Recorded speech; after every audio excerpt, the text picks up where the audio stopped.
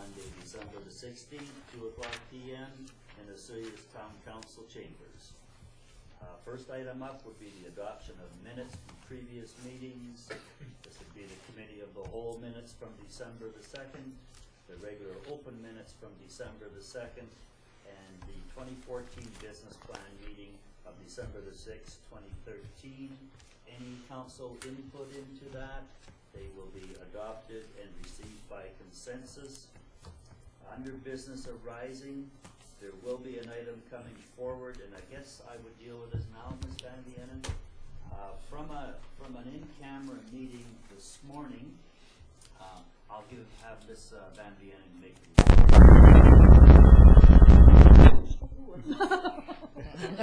Didn't like that. No. I guess so. So there was a resolution from the closed meeting from this morning. It was regarding the license to use of Gyro Beach. And the resolution was moved by Councillor Rose and seconded by Councillor Plant, and resolved that Three Phase Adventures be granted a license to use Gyro Beach for non-motorized water sport activities for the term of June 15 to September 30th, 2014, except July 1st, at a rate of $3,000 for the term, and that this motion be made public at the next regular open meeting of council. That was carried unanimously, and we just need a resolution to receive it into this meeting. Okay, thank you. Councillor Rhodes, Councillor McCordoff, any discussion on this? Councillor Rhodes? Not any discussion, just kind of speaking in favor of the motion. We did receive the results of an RFP that we put out, and myself personally, I'm quite happy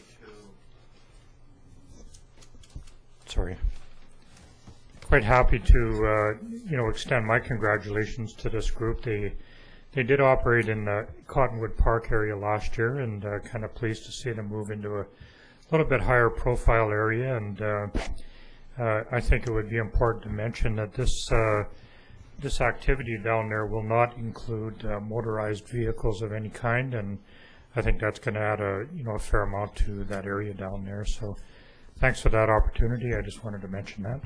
Great, thank you.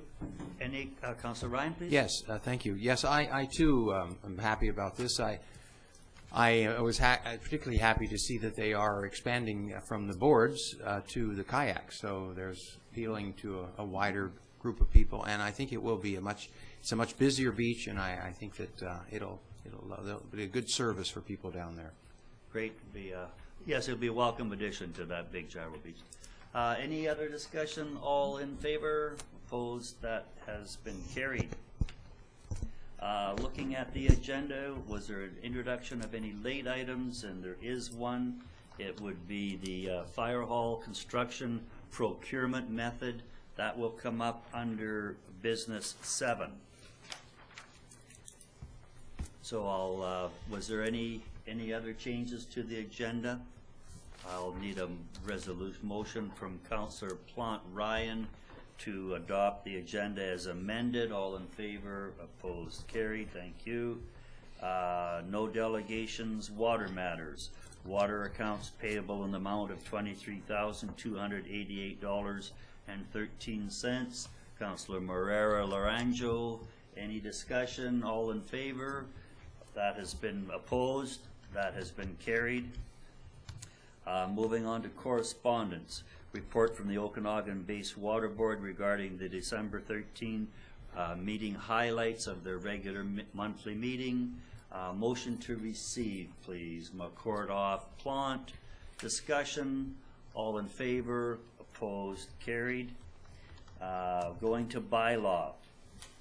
Bylaws H1. Report 4, amendments to the Osoyoos zoning bylaw for home occupations. Mr. Remanko, please.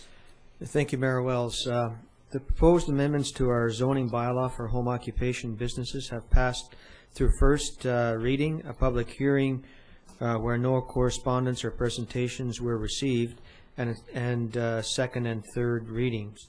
Council is now asked to consider bylaw adoption.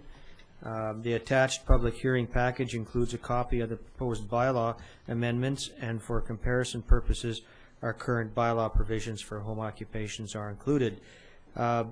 Director Cunningham took this opportunity in this report to just highlight some of the changes to the zoning bylaw that are going to be considered in the future. It's noted that the new home occupations provisions are under a number of modernizations being made to our zoning bylaw, which is now 15 years old and needs an update. Some of the modernizations of our zoning bylaw are as follows. At the same meeting today, a zoning approach will be presented responding to Council's interest in considering applications for medical marijuana grow operations in industrial areas.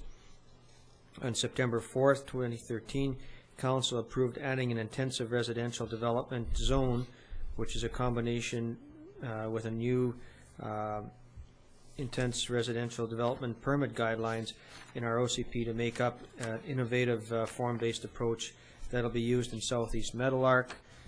Downtown parking requirements are being reviewed as a result of the detailed questionnaire survey that has been shared with Council. And staff is now preparing a zoning bylaw amendment which will come to Council early in the new year. Our Zone 8 includes a reference the recreational vehicles will be subject to other bylaws of the town of Osoyoos to regulate the development and construction of recreational vehicle parks. Unfortunately, no such regulations exist, which creates problems with customers wishing to add California rooms or other extensions. This shortcoming will be addressed next year. We have an update to our system of zoning bylaws definitions ready for tackling the rest of the lengthy list of bylaw issues needed to be addressed, which we presented to Council on August 15, 2011.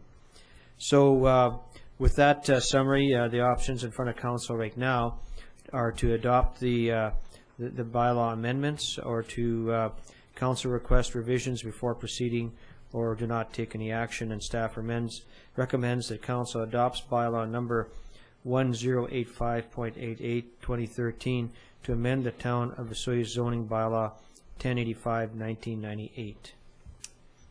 Thank you. Council, please. Councilor Rhodes.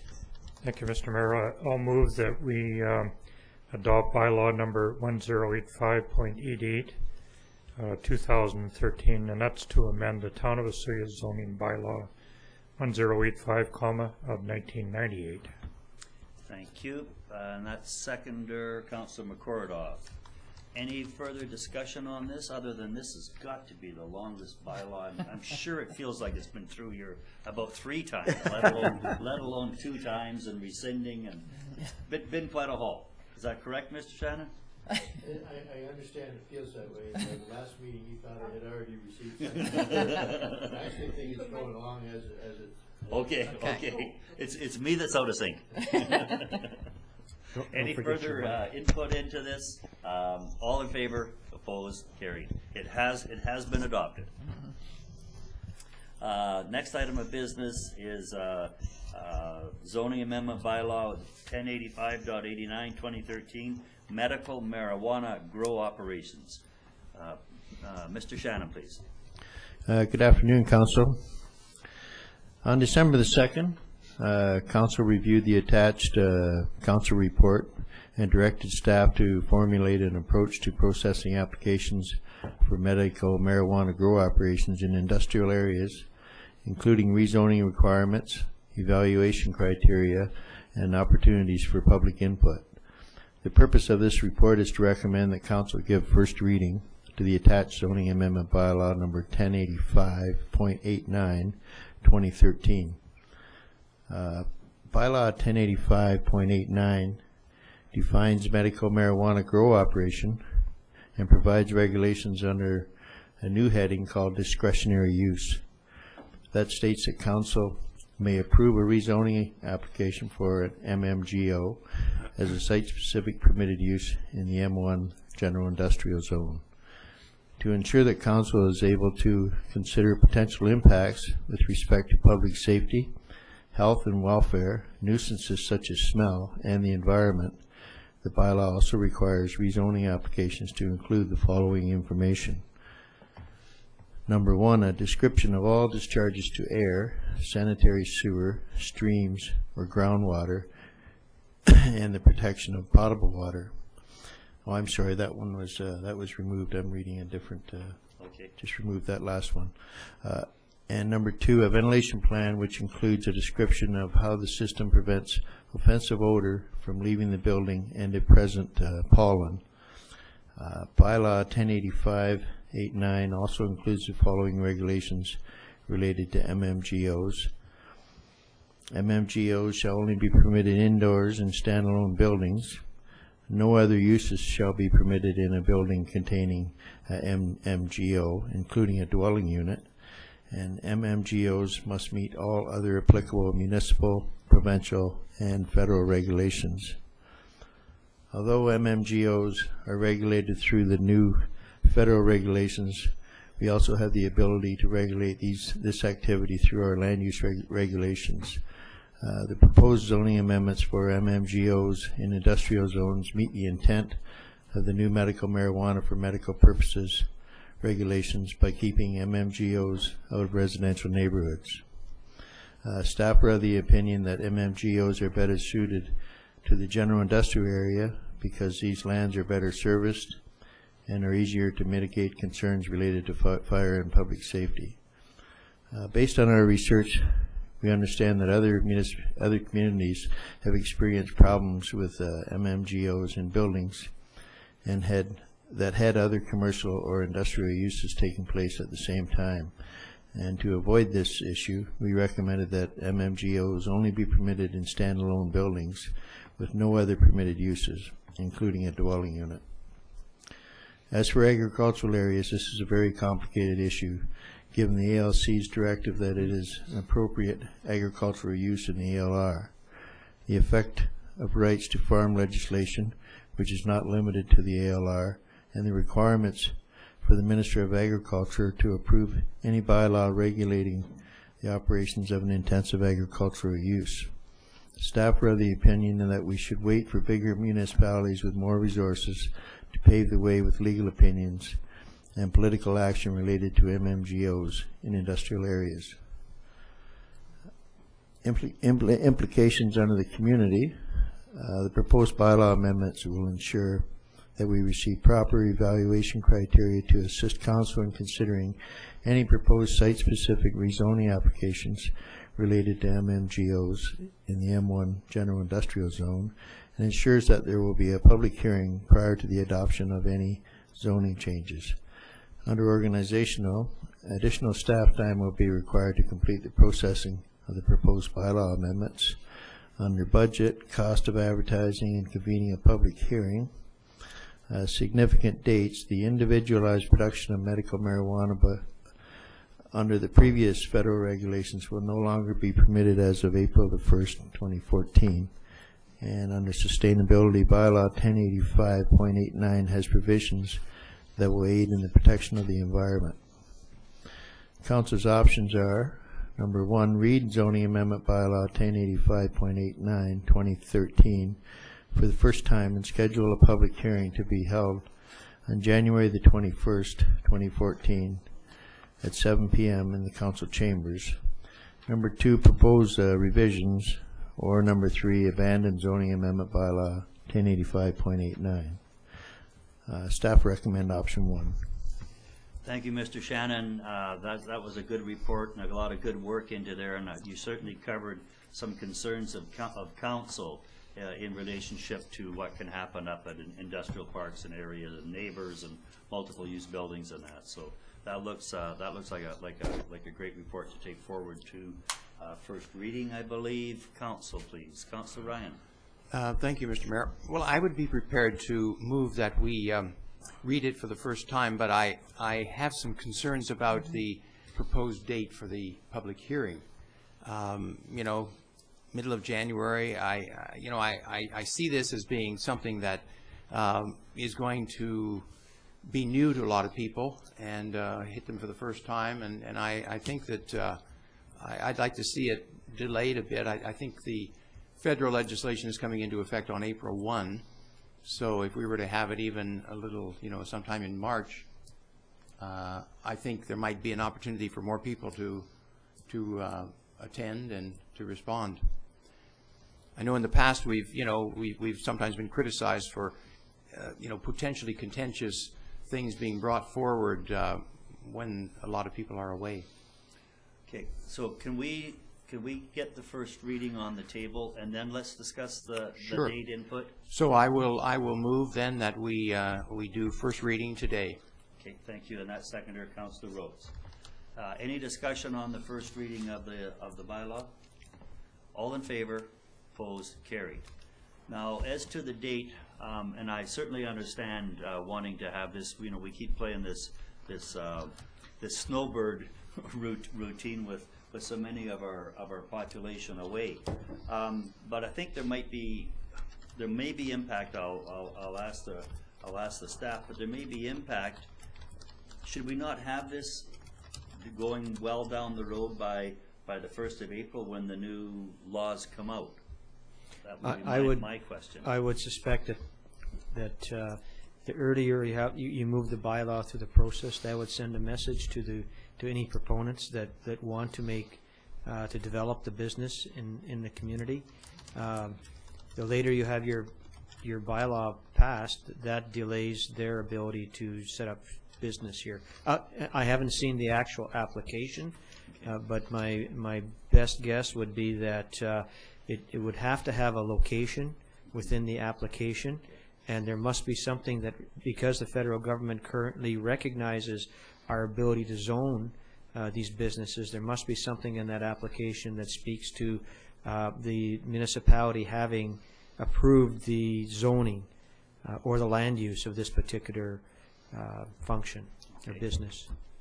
So the later the meeting, the later our processes are, and the more impacted any proponents are. Okay, council, please. How does council feel? Should we be keeping it into that January date, or should we be, delaying it for people that are away? Councilor McCord? Yes, thank you. My concern may be that that Mayor Wells and Councillor Ryan may not be present for that. I agree that it needs to be brought forward as soon as possible. Would it be possible to delay it for 1 week? Would that make it easier? Well, I don't think I'm it not would sure. do anything for for us being away. That Would make a difference there, but not for other residents. No, not necessarily. Just for us, I meant. Yeah. Councillor Rhodes? I think that one part of the process for a public hearing that individuals and residents in the community can make submissions in writing as well that have equal impact on the decision-making process. So maybe that'll help soften it up a little bit and try to keep it on schedule. I'm not opposed to a week or two, but I don't think we should go much longer than that. No. And having said that, I'm also happy with the date that's suggested as well. And I think the impact of the written statements often has an equal amount of impact with us who make the decisions at the end of the day about this. So I'd be happy to stay with that date or look at something that was around there. Sure. Okay. Well, I think if it's a public hearing and Councillor Ryan and I will be away, maybe we could move it to that first meeting in February, because I'm going to attend the January 20th meeting, but it'll be on a conference call. I'll be attending electronically, but I don't know. We probably don't have legality to do it on a public meeting.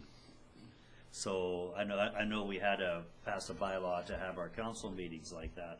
So maybe if we could move it into that next the first meeting of the month, at least we'd have a full house here for council. And that was a good point, Councillor Rhodes, about they can send emails and by letter. They can certainly have their input into the medical marijuana grow situation. So now I need, if we could move it to the first meeting of February. Councillor Ryan. Yes, I would propose then that the public hearing on this matter take place at council chamber on the 3rd of February. And that, I guess, 7 o'clock, was that when we did it? That's when it's proposed? That's usually when we hold The our evening, public- the yeah. evening of, Forgive me, is that a Tuesday? no, it's a Monday. That's the same day as the council meeting? Maybe you want Yes, it to February 3rd. Oh, 4th. Oh, February 3rd, Monday. February 3rd is a Monday. Monday the 3rd. Yeah. Yeah. all right. And the seconder would be Councillor Rhodes. Does that cover everything off? Everyone's, Yeah, I'm that comfortable works? with that, yeah. Any further discussion? All in favor? Passed. Thank you. Moving into the business section of the meeting, November income statements. These are the quarterly statements. Mr. Zackel is away, so we'll have these from Mr. Romanko, please. Thank you, Mayor Wells. The income statements to November 30th, 2013 are presented to council for the town of Osoyoos and the Sun Bowl Arena. The accounts to November 30th, 2013 have been reviewed and are accurately reflected in the attached documents. Highlights of the income statements to November 30th, 2013 include in a general fund projected surplus of $301,200. Within the operating revenue section, certainly a point to note is that the revenues for the solid waste management are projected to be under budget by about $90,000 this year. In terms of donations coming in slower than expected as per for the splash park, so that resulted in council approving additional reserves which were used to fund the splash park project. In the area of general operating expenses, our general government services is projected to be under budget by about $70,000 for the year. In the area of the sewer fund, projected surplus is to be $563,400. A portion of that is due to revenues that we received from the regional district for the capacity portion of the Northwest Sewer, and also contributions from the Osoyoos Indian Band. In terms of the water fund, the water fund is projected to have a surplus of $14,100. And in terms of the Sun Bowl Arena, the income statements November 30th show that the surplus of $57,150.11 with a projected budget surplus of $5,000. And the Director of Finance is making a recommendation to have council receive the November 30th, 2013 income statements for the town of Osoyoos and Sun Bowl Arena for information. Thank you. Motion to receive, please. Councillor McCordoff, Rhodes. Any discussion on this, please? Councillor Rhodes. Thank you, Mr. Mayor. Just a quick mention. These financial results are kind of highlighted, and I just wanted everybody to know and understand that we have a very, very strong mandate of transparency in our ongoing business affairs, and all of the detail that leads up to these summarized figures that we have are available to the public at any time.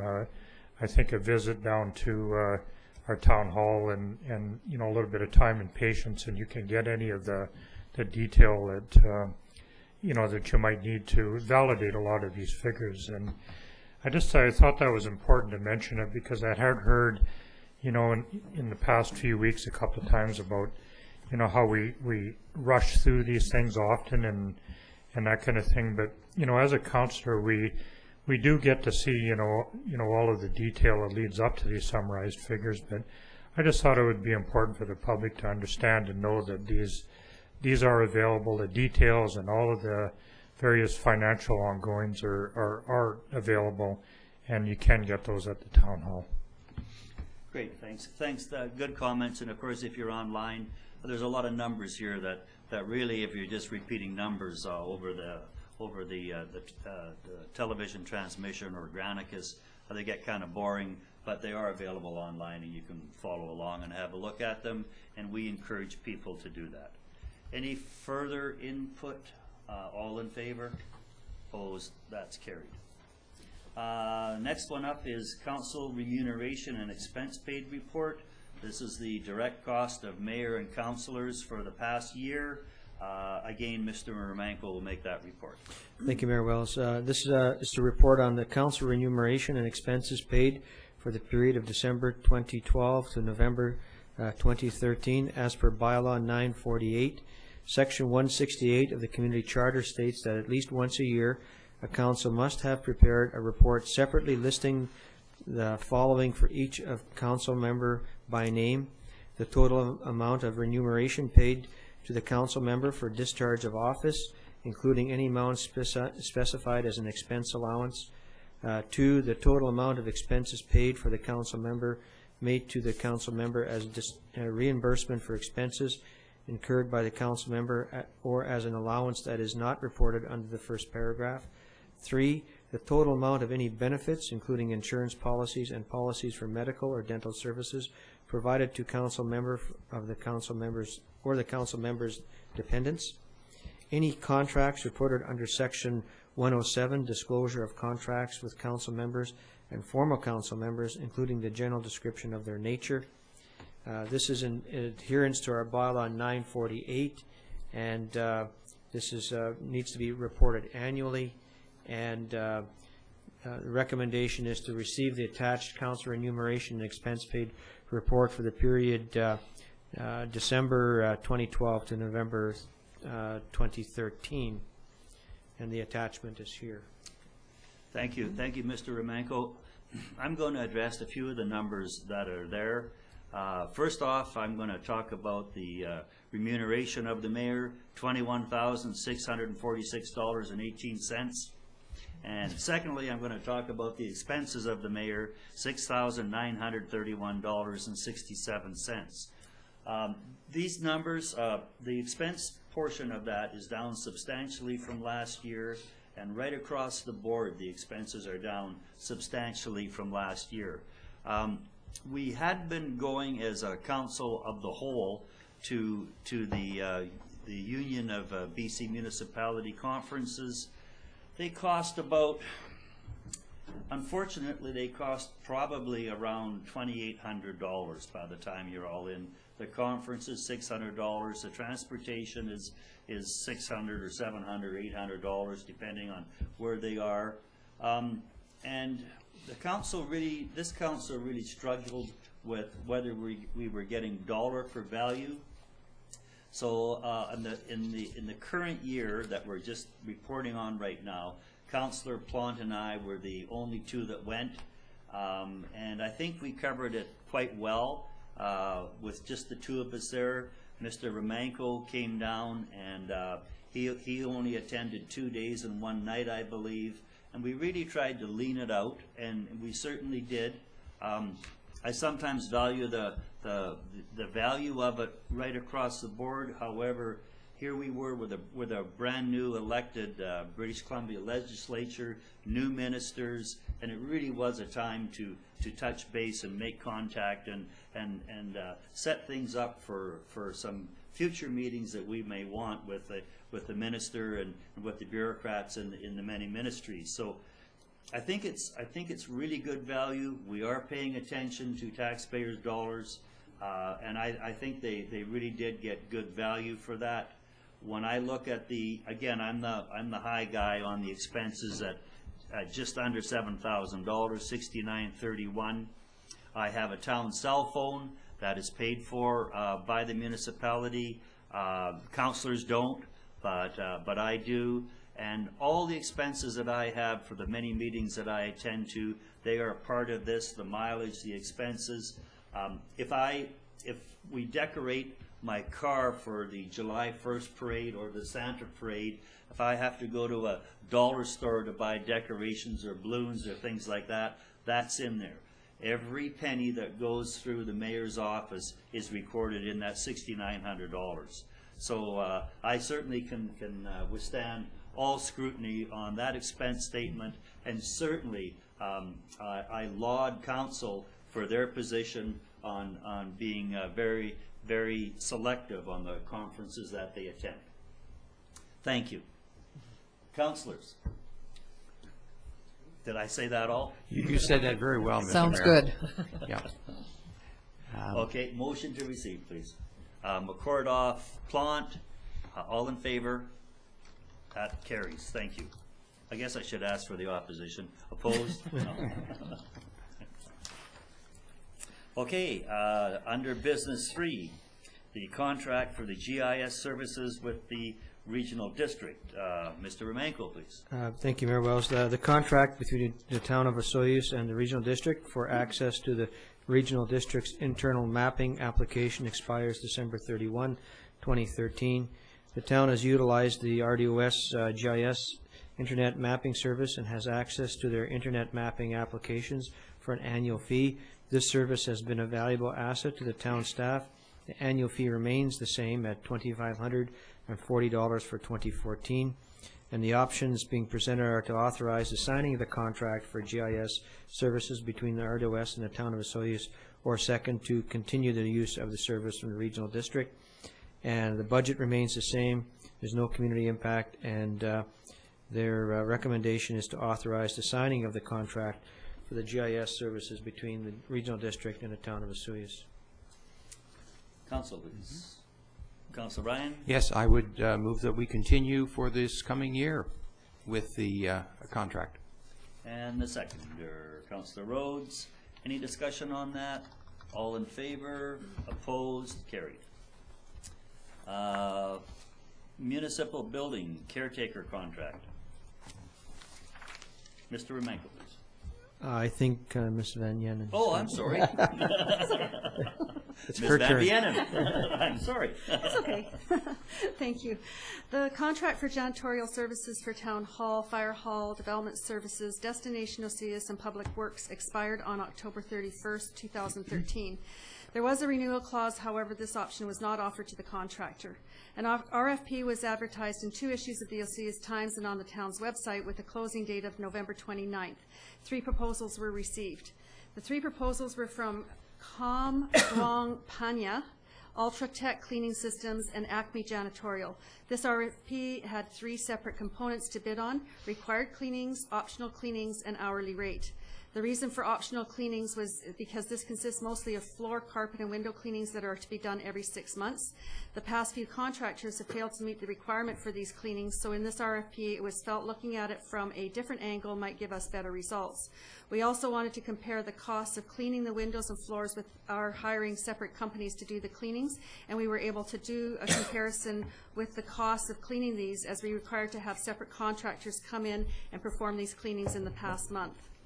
The proposals were as follows.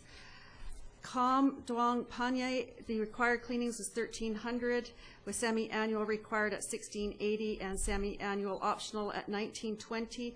Ultratech Cleaning Systems, the required cleanings at $1,842 per month, the semi-annual required at $1,440 per year, and the semi-annual optional cleanings at $2,640 per year, and Acme Janitorial at $780 per month, semi-annual required at $1,020 per year, and semi-annual optional cleanings at $58.68 per year.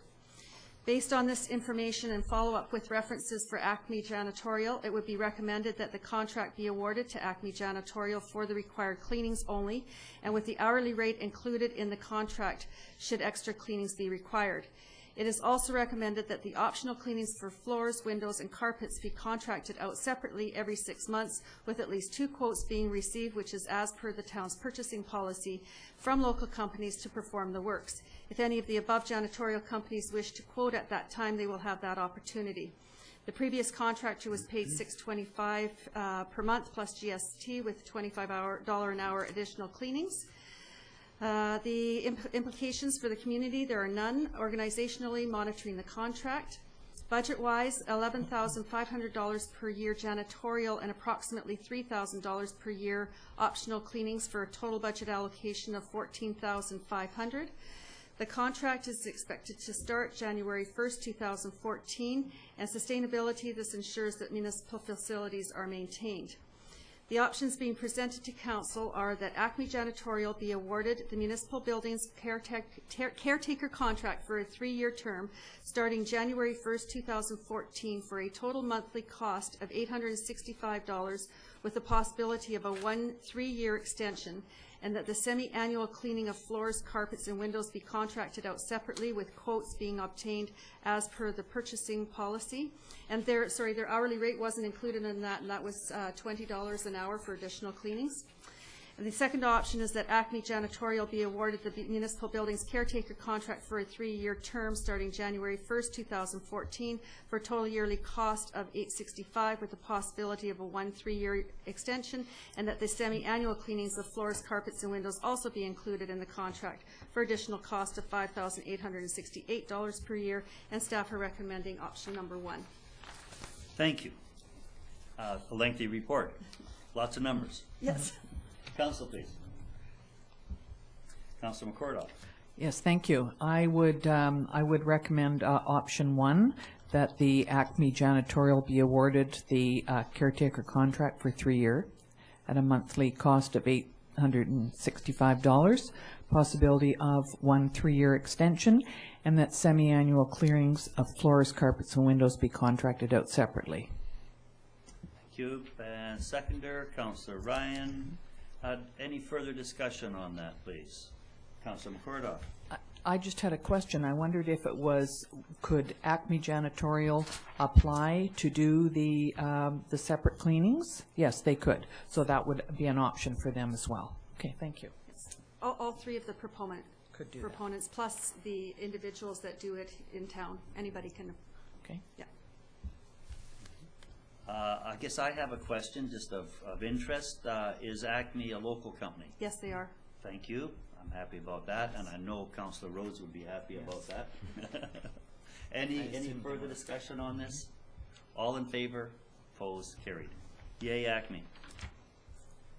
The next item up would be the Richter property lease. Again, a report from Director of Corporate Services, Ms. Van Vienen.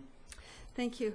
The town leased the property known as the Richter property to Mr. Devinder TJ for agricultural purposes for the past 3 years. And just for council further information, that is the new fire hall property. The lease rate for 2013 was $2,425 for the term plus irrigation water user fees. Mr. TJ has written the town requesting that the lease be renewed for 2014. The advertising that was placed in 2012 requesting proposals to lease this property stated the term January 1st, 2012 to December 31st, 2012, and any longer term council feels appropriate. Therefore, there is no need to put out for proposals again. His 2014 proposal is for a term February 1st to September 30th. He proposes to pay $500 per acre for each usable acre. The total property is 5.67 acres, and it is estimated that the removal of the unusable area and the road allowance, the property is approximately 4.85 acres. Therefore, it is estimated that Mr. TJ would be willing to pay $2,425 for the term plus irrigation, which is what he has paid in the past. Land Cunningham has confirmed that this property will not be required for fire hall construction in 2014. However, Mr. TJ should be advised that this could potentially be the last year for that the property will be available for lease. In implications under the community, additional revenue for the property while it remains undeveloped. Organizational monitoring of the agreement, and budget-wise anticipated revenue of $2,425 lease and approximately $450 for water usage. Options being presented that Mr. TJ be granted a lease for the Richter property for the term of February 1st to September 30th, 2014, or earlier termination as necessary at the rate of $2,425 for the term, plus irrigation water usage fees, and that the lease be under the same terms and conditions as 2013, and that the signatories be authorized to sign the attached agreement, or 2, that Mr. TJ not be granted a lease for the Richter property for 2014, and staff recommend option 1. Great, thank you. Councilor Rhodes. Thank you, Mr. Mayor. I'd like to move option number 1, the exact wording that's presented in the report. Okay, and Councilor Plant seconding. Any discussion on this? Councilor Rhodes.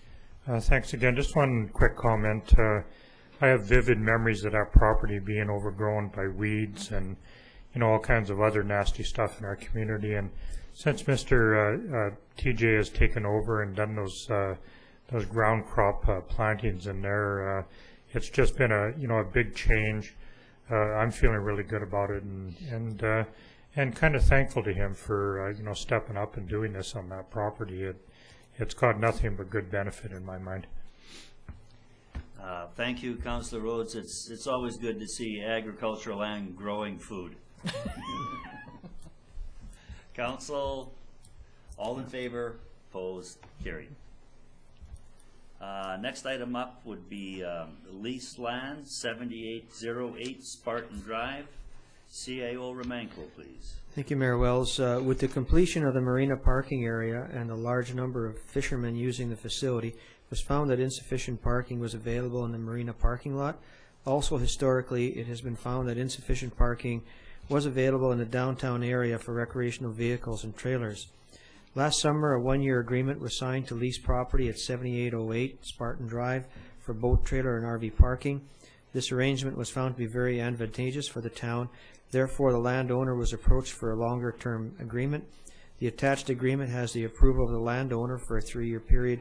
However, the terms recognize the fact that the land is for sale. In the event that the land is sold, the lease will become void. Either party can cancel the lease on a 1 year's notice. In terms of implications, the community benefits from increased resident and visitor satisfaction due to availability of parking when using the marina or RV parking. The organization has lease administration and bylaw enforcement. The budget, $3,000 annually for the months June to the end of August, with funds coming from the Resort Municipality Program.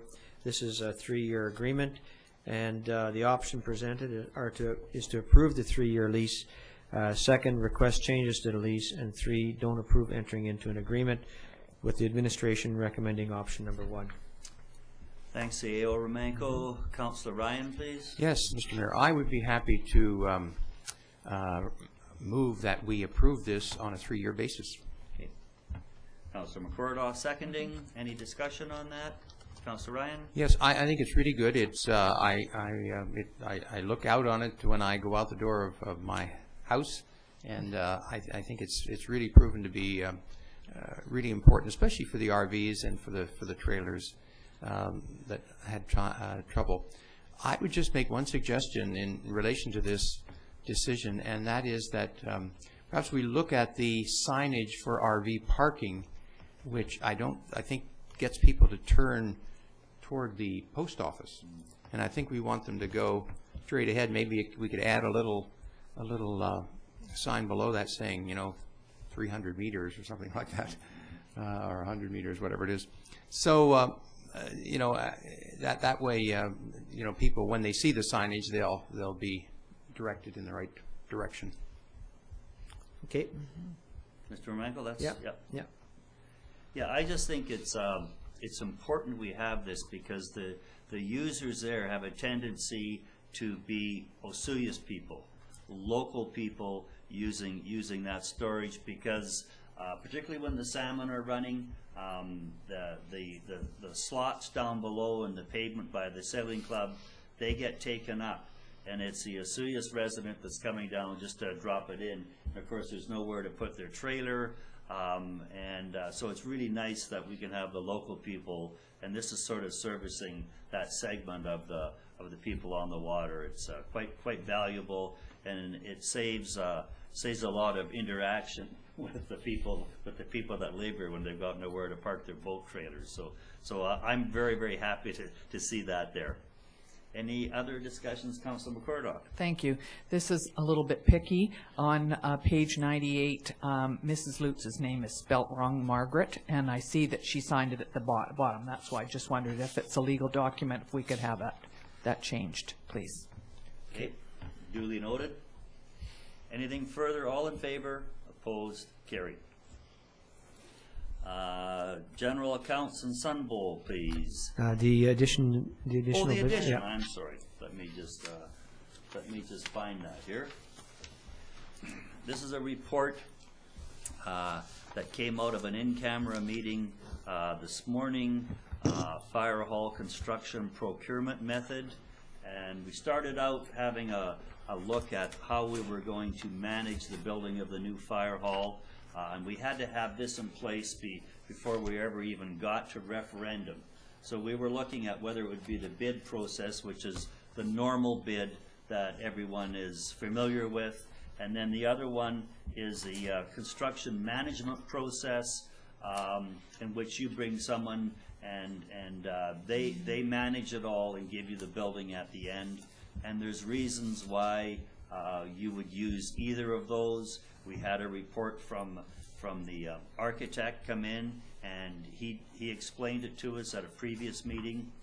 So we worked through it this morning, and we weren't really prepared to bring it forward until we started going through it, and council had a very, very strong idea of which way they wanted to go. So I will turn it over to Mr. Romanko, please, to complete this report. Okay, thank you, Mayor Wells. On October 23rd, 2013, Council passed 3 motions, including the actual design of the fire hall building. The second motion was that providing the administration direction to have a referendum between the long weekend in May and the end of June. So we proceeded along that lines. We had many steps to follow or to carry out in that direction. The following factors are currently influencing achieving Council's direction to implement a referendum between May long weekend and the end of June. The first one being the identification of the Class B estimates by KMBR architects, so that that more precise cost estimates can be used to develop the borrowing bylaw.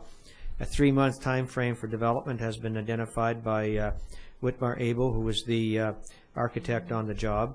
The 3-month period started on December 3rd, when Mr. Abel was informed of Council's December 2nd decision to provide them with the contract for final designs. The second is the Class B estimates are influenced by a decision to employ either a stipulated sum contract, which will be an SSC, or a construction management CM method. Administration requires Council to provide direction on whether the SSC or the CM method will be employed. The 3-month timetable for final designs was based on providing costs on one method of project construction procurement, having additional work of developing project costs on both the SSC and the CM in all likelihood would cause further delays. On October 23rd, Council received a presentation from architect Whitmar Abel to review the pros and cons of 3 construction procurement methods. In that presentation, it was clearly stated that all 3 methods can be employed successfully in construction procurement, and each had its advantages in a given situation. Council focused on the opportunities to use local trades in the fire hall construction as an important part of the construction procurement process. Attached, please find a letter from Whitmar Abel that further summarizes the CM and SSC procurement methods. A summary of the letter is as follows. The construction management method provides the owner with more control over the selection of trades. However, there's a slightly higher level of financial risk to the construction management process as compared to the SSC. SSC has a reasonable certain amount of certainty on final price, subject to minor claims that are covered in the construction contingency. The performance bonds in the SSC assure completion of project within contract terms in the event of default of trades. The construction management takes the role of a general contractor and assumes the risks of performance of sub-trades. Construction management works well in times of overheated economies and high general contractor profits, and in complicated or phased projects. In a straightforward project with well-defined terms, the SSC will generally result in a very competitive price. There is also less administration to the owner in the SSC method. Administration is looking for direction from Council on procurement method to be used in the construction of the fire hall. Implications, the community is looking to benefit from a new fire hall that is built in the most cost-effective manner. Organizationally, the construction management method would have greater impact on the organization's resources, as more checks would have to be developed and project manager would have to be supervised. C, budget. Budget may be more defined in the SSC method. Therefore, the borrowing bylaw would be more precise. Construction management is costing is more open-ended, with each trade negotiated separately.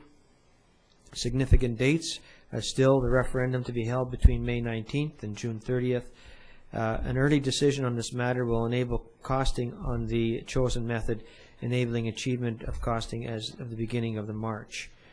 In terms of options, 3 options are presented. Council passes a motion using the stipulated sum contract method for fire hall construction procurement process.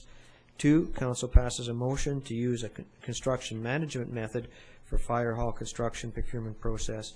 And 3, Council delays making the decision on the procurement method and requests additional information for the decision on January 20th. Administration recommends number 1 for the following reasons: more assurance of final project costs, less risk to the owner with the protection of the general contractor material and performance bonds, and more certainty that the project will be completed as designed. 3, project is straightforward and well-defined, which fits within the parameters of the stipulated sum contract. Number 4, requests to seek local trade involvement can be stipulated in the construction procurement. And 5, less impact on already strained financial department resources. Thank you. Thanks, Mr. Remanko, for bringing that report forward so we can deal with this. There is time constraints for sure. We have to make sure that we're going ahead on a constant process to get this done before June, and we certainly don't want to be heading into the July season with a referendum that we had outstanding. So we're going to be moving this as quickly as we can, and there's a lot of steps in here, a lot of process where we're dealing with ministry folks. So we have to be right on our toes. And I think it's worth noting that one of the reasons that we were looking at the construction management process was we're trying to see, there was a strong indication from council that they really wanted to see a lot of local involvement on this. So having said that, I'll turn this over to council, probably Councillor Rhodes, although he doesn't have his hand up. Oh, thank you. That's the second time in this meeting. Well, thanks a lot. My normal method, and I'm kind of stuttering here right now, is to put a motion on the floor and debate it. And I was kind of hoping somebody would step up to the plate before that, because I do understand that I am kind of swimming out in this lake by myself, based on. But I feel that I have some valid points and some good debating, so I'm not exactly sure. I think out of courtesy, I'd like to pass this on to somebody else. Okay. Well, I know that Councillor McCordoff there has got a motion coming. I do. I would move option 1, and I think that the reasons have been very well documented here. So I'd like to move option 1, that we go with the stipulated sum contract for this. And Councillor Plant, you're seconding that? Yeah, I can second that. And Councillor Plant, you want to speak to that motion? Certainly. Again, going back and forth in some of the discussion that we had this morning, some things that really came to mind, obviously, is we certainly would like to seek local trade, and I think there is a way that we can do that through this. We can stipulate that through this process. What scared me was a little bit not suring of the fixed cost. This allows us to have a fixed cost, especially when we're dealing with taxpayers' dollars.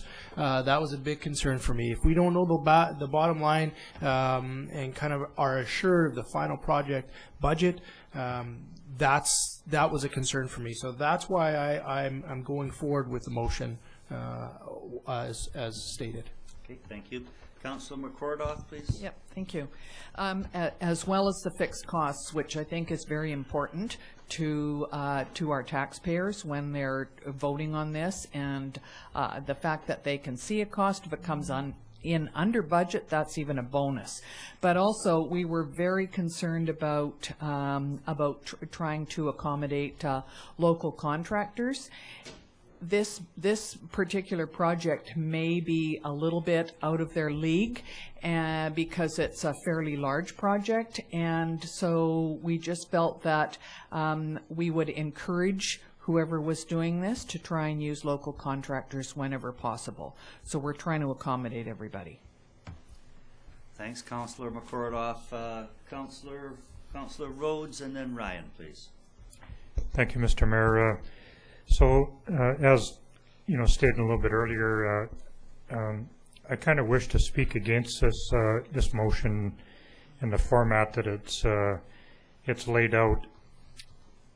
When you go with what we have terminated in the motion as a stipulated sum contract, that type of contract, when it goes out for RFP, is generally looked at by large construction companies. And I know everybody says that, you know, we'll tell them that, you know, they have to give priority to local businesses, but in the construction business and the harsh reality of how things are done, that does not often happen.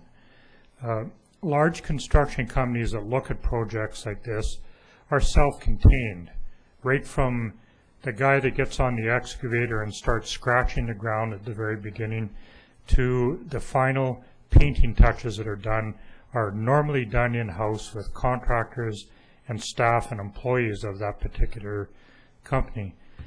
Vastly opposed to that is the construction management process. When you have a manager in there working with members of our community, members of our staff and that type of thing, you have an individual that's very sensitive about our community and has a good feeling of what's going on. I'm not suggesting in any way, shape, or form that, you know, this type of individual or this type of company would use and be forced exclusively to use local businesses and contractors and that type of thing. That certainly is not the case. But the one thing that it does do is it does provide an opportunity for local contractors to be engaged in the process. And when those trade situations come up, he will take a look at these kind of things. And I just don't feel that you get that with the other selection that's being proposed in the motion. And you know, there's so many examples around, and it always becomes one of those kind of situations where it looks like construction management, that process will not work in our application, all of the documentations that we have. But you know, the other harsh reality is that there are thousands of jobs in this province, all across Canada, that are done under that banner of construction management.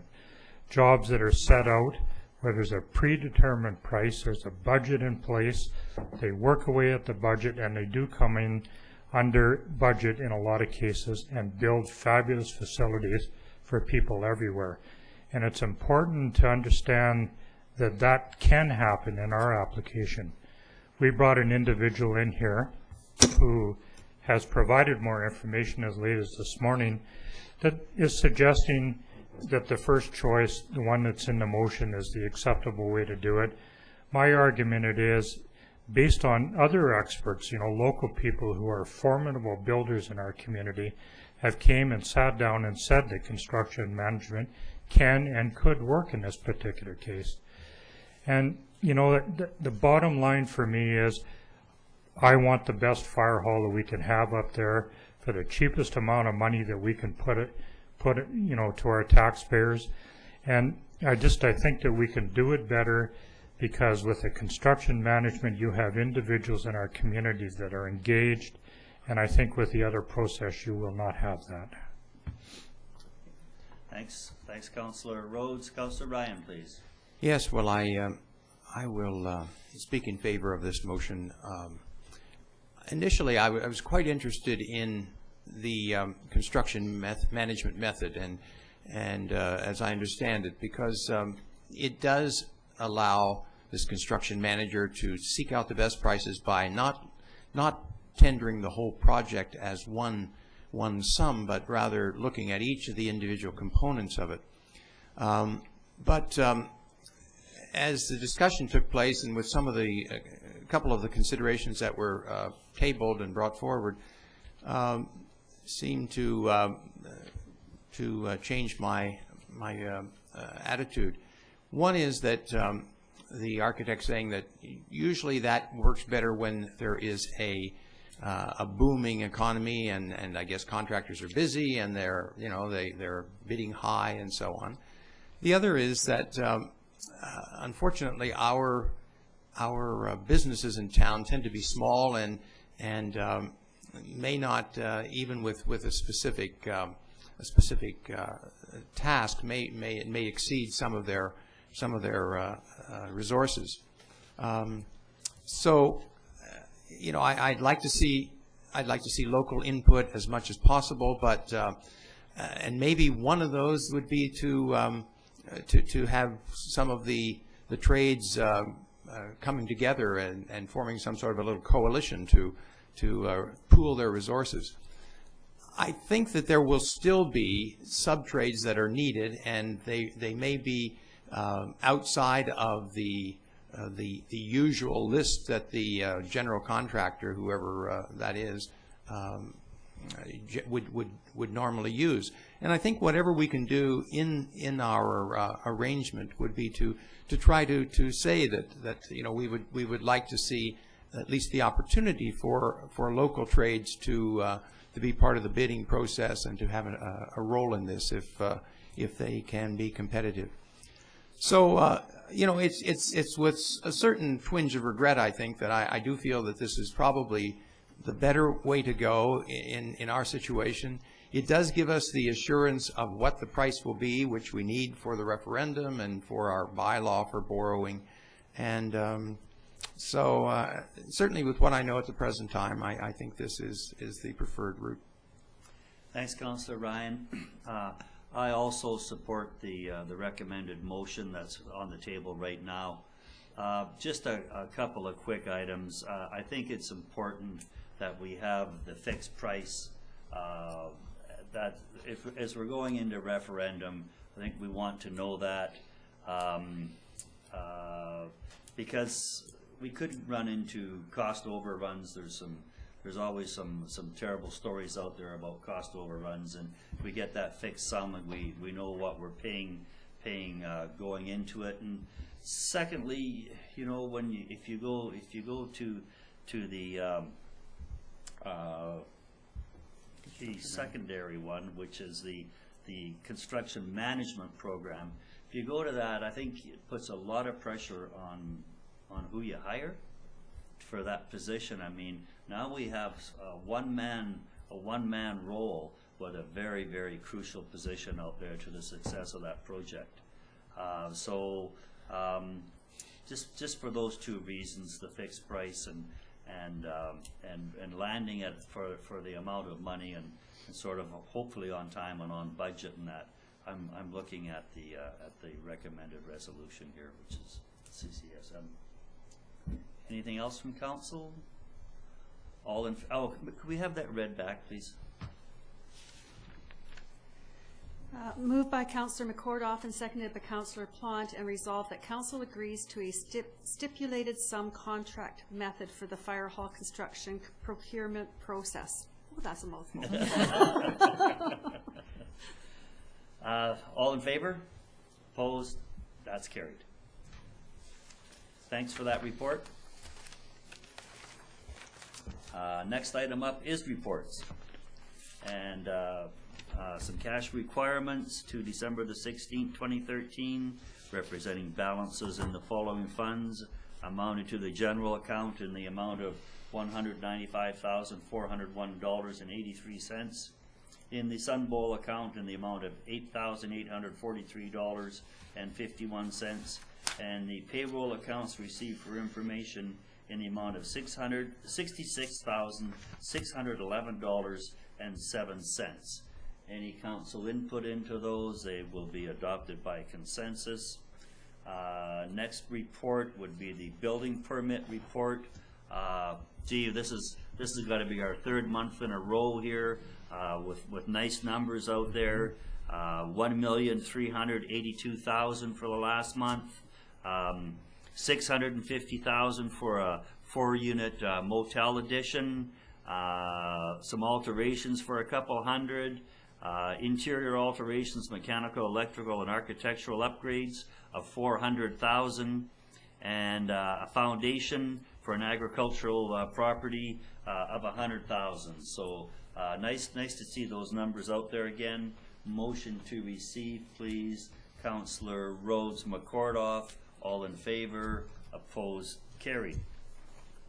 Further on reports, was there any committee reports? I didn't see anything submitted.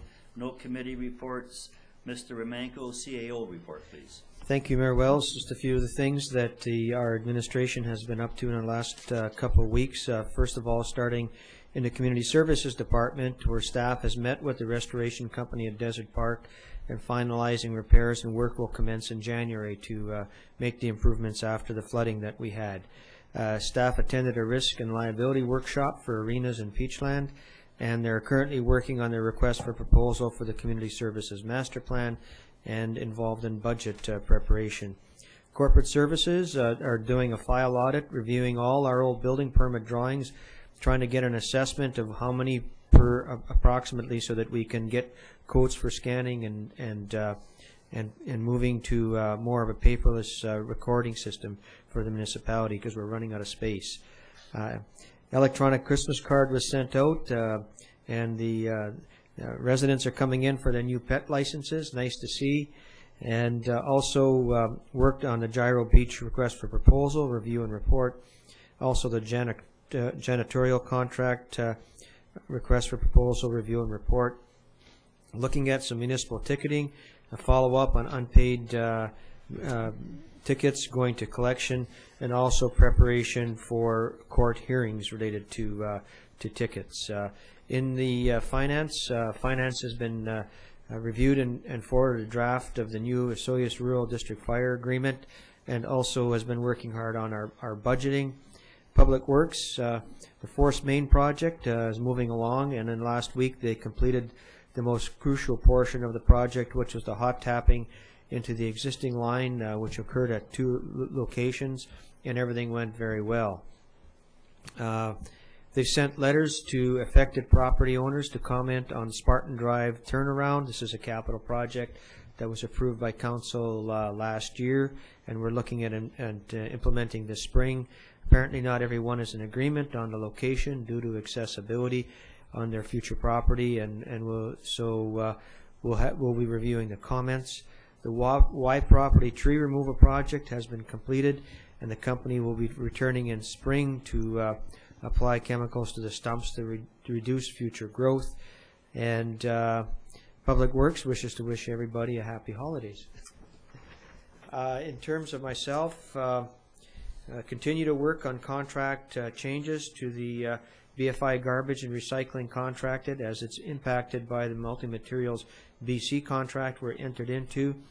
We hosted a change management workshop. We had other communities, Peachland and Regional District, join us to hear a very enlightening guest speaker.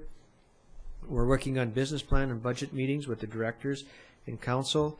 Had the opportunity to provide an evaluation on the working relationship with TELUS, and also reviewed some landfill redesign plans to enable the Multi-Materials BC project implementation. And on behalf of all staff, wishing all the residents of Osoyoos the best of the season. Thanks, Mr. Romanko. That report will be received by consensus. Moving into councillors' reports, Councillor McCordoff. Thank you. Well, I don't have a long report this week. I was very fortunate to have a week down in Palm Desert, which of course is Osoyoos' sister city, with my sister and my daughter. And while it was not as cold as here, it definitely was not that warm down there. So I didn't get swimming at all, which I expected to do, but there was a little shopping available, so that was all right, and eating and markets. So it was very interesting to see another desert area and what they do and how they deal with things. I guess the best thing that I found down there was that the houses and the buildings were 1 and maximum 2 stories high, And I thought, how nice that everybody has a view of the mountains. They can all see the sun. Now, it might have had something to do with it's on the San Andreas Fault, so maybe they didn't want to go any higher. Anyway, it was a great holiday down there, and I would just like to wish council and staff and all the citizens of Osoyoos a very Merry Christmas, a safe and happy holiday, and all the best in 2014. Thanks, Councillor McCordoff. Councillor Plant, please. Thank you, Mayor. I am of the same, little words, but other to say happy holidays to everyone, safe travels as we travel to meet with family, and I'm looking forward to 2014 as we don't meet until January the 20th, and so we're looking forward to all the exciting things that are about to come up in 2014, so thank you very much. Thanks, Councillor Plant. Councillor Rhodes, I believe. Thank you, Mr. Mayor.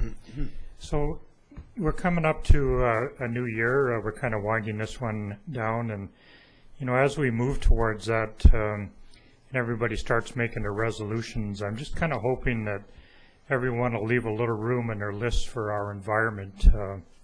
So I have a couple of requests. Please plan to reduce what you use, reuse whenever you can. Always recycle and compost, and try to remember that your vehicle uses more fuel after 10 seconds of idling than it takes to restart it, and that water conservation in Osoyoos is your responsibility, and that even the simplest of efforts goes a long way to making our carbon footprint a little smaller. So once again, and this is kind of a repeat from last year, but I kind of like saying it, so I added a few things to it. And I can't leave 2013 without thanking all of the folks who are engaged in shopping local in our community. Sometimes, people like me, when we start flapping our lips, you often wonder if people are really listening. And it's obvious that there is concern in our community. And it's heartwarming to see that many residents and business people are viewing shopping local as a solution that contributes in a very positive way to economic stability in our community. I hope that everyone and your families have a wonderful holiday season, and that your new year is filled with good hope, happiness, and prosperity. And everyone will notice how I avoided the controversy about Merry Christmas or Happy Holidays with that statement. Finally, I just wanted to say, Sue, Michael, Mike, Stu, what a privilege it is to work with you. As you know, life as a counselor is one that's filled with peaks and valleys, and I can't really think of a better group of people that I'd rather be with on this journey. So thank you very much. Thank you. Thanks, Councillor Rhodes. CJ. Councillor Ryan. Please. Yes, thank you very much. Well, thank you, Councillor Rhodes. Yeah, I think this feeling is mutual. So I wanted to wish everyone best wishes for the holiday season. Enjoy your family, your friends, your neighbors over this holiday. And remember that the best gift that you can give is a gift of yourself. And the best present is your present. So treasure those times that you can spend together with family and friends, and enjoy them to the utmost. As I was thinking about this, I thought, when you talk about presents and talk about donations, suddenly I thought of organ donations. And I've got some cards in my wallet, so I guess I was getting ready to go on my own trip to see my children, and saw all these donation cards that I had for kidneys and any part that's still viable. And I guess as each year passes, maybe the quality of those parts is diminishing. But would that be a best before date? I think there might be. But anyway, not everybody is at my age, so. If you want to think about this, there's some good information. All you have to do is to Google on your computer BC transplant, and you'll find all sorts of things about how you can donate various organs. Unfortunately, they don't have an 800 number, but I can give you the number, and it is in Vancouver. It's 877-2240. And but if you do have access to a computer, you can just look for BC Transplant. So drive with care throughout this time. Think about doing little random acts of kindness. You know, these are those little things that you do that nobody sees, or they don't know who did it, but they just have a nice warm feeling, and they'll probably do the same thing for somebody else.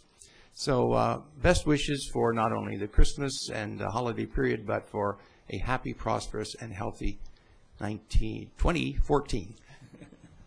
Thanks, Councillor Ryan. I just want to touch on a few of the more traditional issues that I attended here. I think since I reported out before, I've attended three full-day budget sessions between Town of Osoyoos and the Regional District of Okanagan-Spilkameen, along with an inaugural meeting.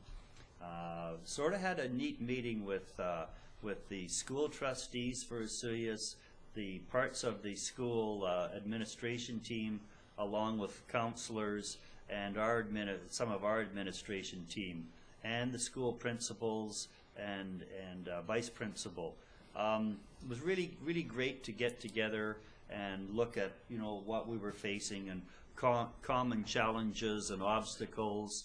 So that was real positive, and I hope that we can continue doing that. I attended a nice little send-off meeting for Ken Faberhold, who finished his job as a curator of the museum here.